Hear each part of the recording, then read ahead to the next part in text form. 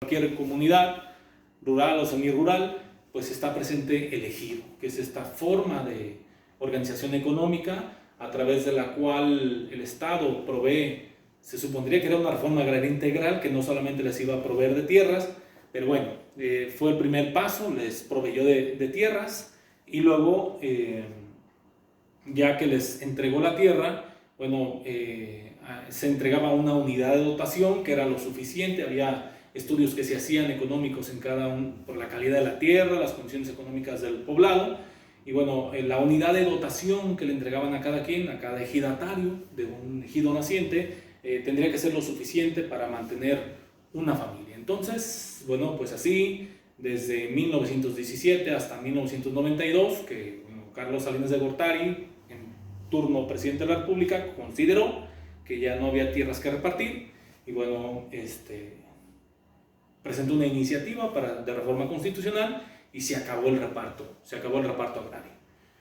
¿Cómo se determinaba si había que fraccionar un latifundio? Bueno, pues la Constitución establece límites a la pequeña propiedad, que nadie puede tener más de 100 hectáreas de riego, 200 de temporal, 400 de agostadero u 800 de explotación forestal. Si alguien rebasaba esos límites, bueno, pues había un proceso para desincorporar esas tierras, expropiárselas y regalárselas a los campesinos. Bueno, durante toda esta etapa así fue. Los propios campesinos hasta denunciaban que alguien tenía más tierras, o se simulaba entre los familiares tener pocas tierras, pero había simulación y finalmente se les expropiaba la tierra.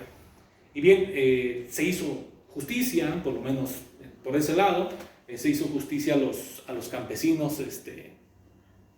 Durante toda esta etapa se crearon órganos jurisdiccionales, órganos administrativos en materia agraria, de aquel entonces a la fecha, y bueno, hay una justicia especializada en materia agraria, pero también se crea una acción de restitución de tierras para las comunidades indígenas. Todas estas comunidades indígenas que fueron relegadas, que eran propietarios de sus tierras, incluso en la colonia, que se les reconoció a través de títulos virreinales, bueno, hasta la fecha subsisten esas acciones para ellos recuperar sus tierras que les corresponden, pues, porque son los dueños de este país.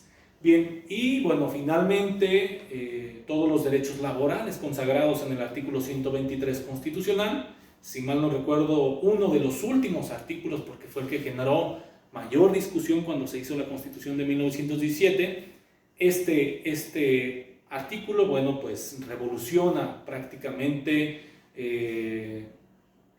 las condiciones laborales de nuestros trabajadores de 1917 a la fecha. Con base en este 123, posteriormente se expide la Ley Federal del Trabajo, se crean una serie de organizaciones obreras, centrales obreras, que incluso hasta el final se acabaron corrompiendo y tuvieron una visión corporativista de estas organizaciones obreras. Hicieron todo menos, al final, hicieron todo menos defender a los trabajadores, pero bueno, la intención de inicio fue esa. Creo que mal que bien, este 123 constitucional ha sido un referente para el mundo, con todo y los ajustes que le han hecho, la tijera que le han metido al 123 constitucional. Creo que hay cuestiones muy rescatables de este artículo, de esta disposición constitucional. Es de estos tres artículos, los tres, de alguna o de otra manera, el 123 menos, el 27 y el tercero constitucional, han sido modificados, y bueno, en algunos de los casos se ha incluso, pues, no sé, se ha perdido el sentido original que tenía, ¿no? Hasta la propia Constitución.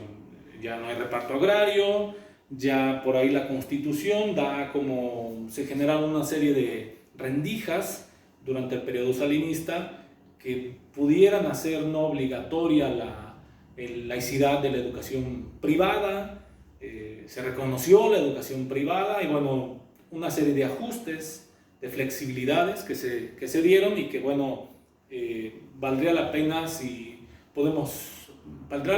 reflexionar si podemos cuestionar si se mantiene el sentido original de la Constitución. Pero bueno, en su momento creo que la Constitución de 1917 sí respondió a los intereses de quienes lucharon por un nuevo país en la Revolución Mexicana.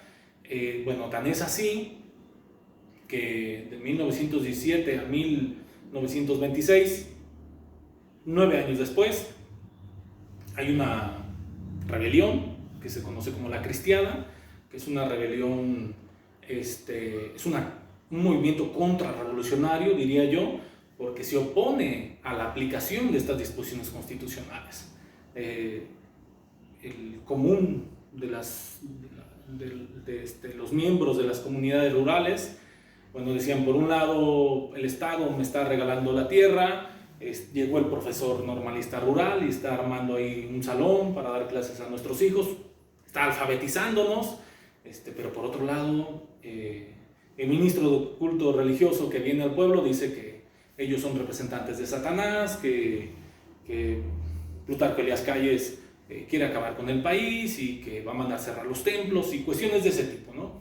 Entonces, esta famosa cristiana es una manifestación armada, es un conflicto armado. Considero yo que nunca se vulneró la libertad religiosa, es una opinión personal, pero bueno, está de cada quien ponerse a profundizar en eso.